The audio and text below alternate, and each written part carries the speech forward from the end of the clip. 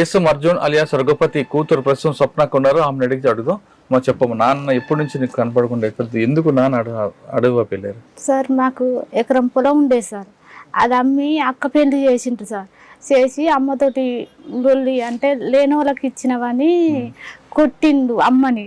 కొడితే కొట్టకు బాపా అని అన్న అంటారికి ఇక నేను చచ్చిపోతానని అటు వెళ్ళిపోయిండు సార్. ఎటు వెళ్ళిపోయిండో తెలియదు సార్. ఇక నాకు ఇక ఊహ తెలిసిన కాంచెల్లి హాస్టల్లో నేను చదువుకుంటా. అమ్మ కూడా చచ్చిపోయింది సార్. నాకు ఎవరు లేదు సార్. మా బాప ఎక్కడున్నా రావాలి సార్. నాకు చూడబోతుంది సార్. నేను కూల్ చేసుకొని బతికేదాన్ని సార్. నా పిల్లలు కూడా పండుగ ఇంట్లో వచ్చిన తాత కావాలమ్మంటే నేనేం చేయాలి? ఎంత చేసాను మా బాబు రావాలి సార్.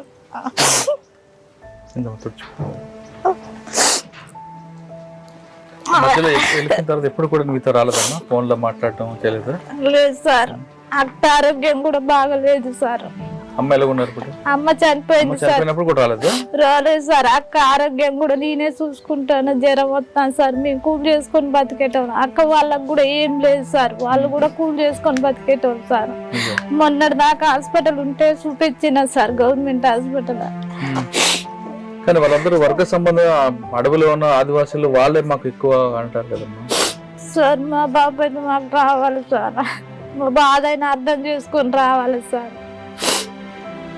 నీ కూతురు ఏడుతుందని చెప్పు. మా బాప రా పెళ్ళు బాపు బాపు ఎక్కడున్నా కానీ రావాలి బాపు. అక్క ఆరోగ్యం బాగలేదు బాపు. నా ఆరోగ్యం కూడా బాగలేదు బాపు. పిల్లలు కూడా ఏడుతాను సార్ బాపు. అమ్మ కూడా లేదు బాపు. అనాథలం బాపు. భూమి సాగు కూడా లేదు బాబు. కూల్ చేసుకొని బతుకుతాను. నువ్వు వస్తే అందరం కలిసి మెలిసి బతుకుతామని.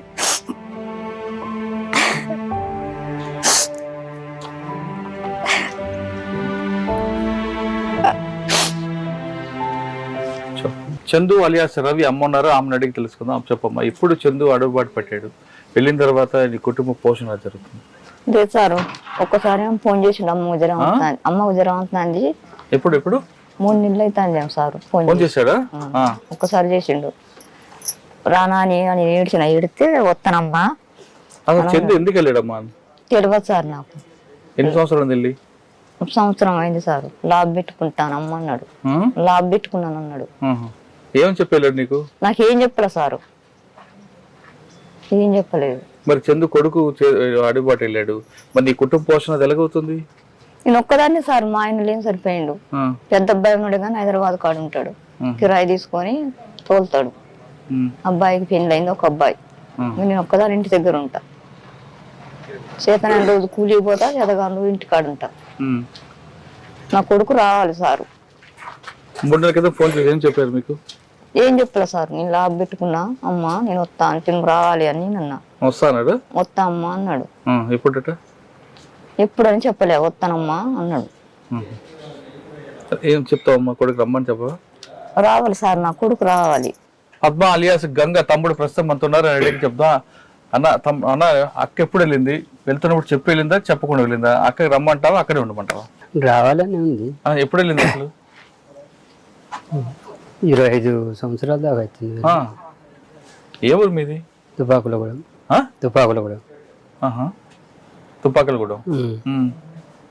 వెళ్ళి 20. ఎందుకు వెళ్ళింది ఆమె?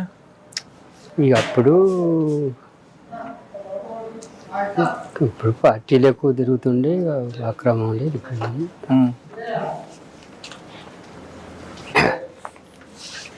ఏం చెప్తా మరి అక్కకి? ఏం చెప్తా? ఇక రావాలని అనుకుంటున్నాను. నవ్వుతో చెప్తున్నావు కదా. రమ్మంటావా వద్దంటావా?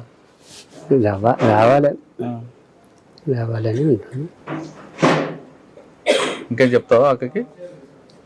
ఇంటి కుటుంబం గురించి చెప్తావా అక్కకి ఏమన్నా? ఈ కుటుంబం అంటే అమ్మ నాన్న చనిపోయింది. ఇక మేము చెల్లోళ్ళు అంటే వాళ్ళు వేరే ఉంటారు. అన్నోళ్ళు ఆయన వాళ్ళు వేరే ఉంటారు. ఇక నేను వేరే ఉంటాను. వస్తే బాగుంటుందని రమ్మంటావు. సంబంధం కన్నా వర్గ సంబంధమే గొప్ప అనే వాళ్ళు అటువైపు ఉన్నారు. అసలు ప్రపంచానికి పరిచయం చేసేది మా బట్టే కాబట్టి జన్మనిచ్చిన తల్లిదండ్రులు ఇటువైపు ఉన్నారు. ఎప్పటికైనా సరే వర్గ సంబంధం కన్నా రక్త సంబంధం గొప్పది. వీళ్ళందరూ చూస్తున్నాం మనందరూ కూడా, వీళ్ళందరూ కూడా చాలా కష్టాలతో నష్టాలతో ఉన్నారు. ఒకరికి ఆరోగ్య సమస్యలు ఉన్నాయి. ఇక ముఖ్యంగా తీసుకుంటే కళ్ళు కనిపించిన వాళ్ళు ఉన్నారు. కొంతమంది తల్లిదండ్రులు అయితే చివరి చూపుకైనా చూస్తాం, గుర్తుపట్టపోయినా కొడుకు వాయిస్, కొడుకు గొంతుకు వినైనా సరే సంతృప్తి పడతాం అంటూ కొంతమంది ఉంటే, చనిపోయిన తర్వాత తల కొరువు పెట్టడానికైనా కొడుకు రావాలంటూ మరికొంతమంది ఉన్నారు. ఇక భార్యలు అయితే మరి దారుణంగా పరిస్థితి ఉంది. వాళ్ళని ఇప్పటికైనా రావాలి, ఆ కష్టాలు మేము మోస్తున్నాం భుజాల మీద, మీరు వచ్చి ఉన్నవారు కూడా వచ్చి మమ్మల్ని ఆదుకుంటే ఎంతో సంతోషంగా ఉంటుందంటూ చెప్తున్నారు. ఇప్పుడు వర్గ సంబంధం గొప్పదా లేదు రక్త సంబంధం గొప్పదా అనేది అడవిలో అండర్లైన్ చేల్చాలి. ఏది గొప్పది అనే విషయాన్ని ఇది చూస్తున్న ప్రజలే చెప్పాలి. So to all the cadre, right from party member to the CPM Maoist, senior state committee members కానీ CCM కానీ అందరికీ నేను అపీల్ చేస్తున్నాను. మీరు యూ హ్యావ్ బీన్ మిస్గైడెడ్ ప్రీవియస్గా జాయిన్ అవుతున్నప్పుడు మీరు ఏదో అనుకుని వెళ్ళారు, కానీ CPM Maoist ideology it has lost its relevance. So మీకు సపోర్ట్ కానీ recruitment is everything is coming down. So whatever you wanted to achieve you have not been successful. మీరు మీనింగ్ఫుల్ లైఫ్ జీవించాలంటే మీ కుటుంబంతో ఉండాలి. మీ అమ్మా నాన్న కానీ మీ వైఫ్ ఫ్యామిలీ మెంబర్స్ అందరూ మీ కోసం ఎదురు చూస్తున్నారు. మీరు రావాలి, మీరు వచ్చి మీ మీనింగ్ఫుల్ లైఫ్ గడపాలని నేను కోరుకుంటున్నాను. మీరు వెనెవర్ మీరు ఎవరైనా ఇప్పుడు నా ఎస్పీ కానీ or any DSP or any CA or any in front of the government, if you surrender, meeku relief and rehabilitation measures we will completely implement. There is nothing to fear.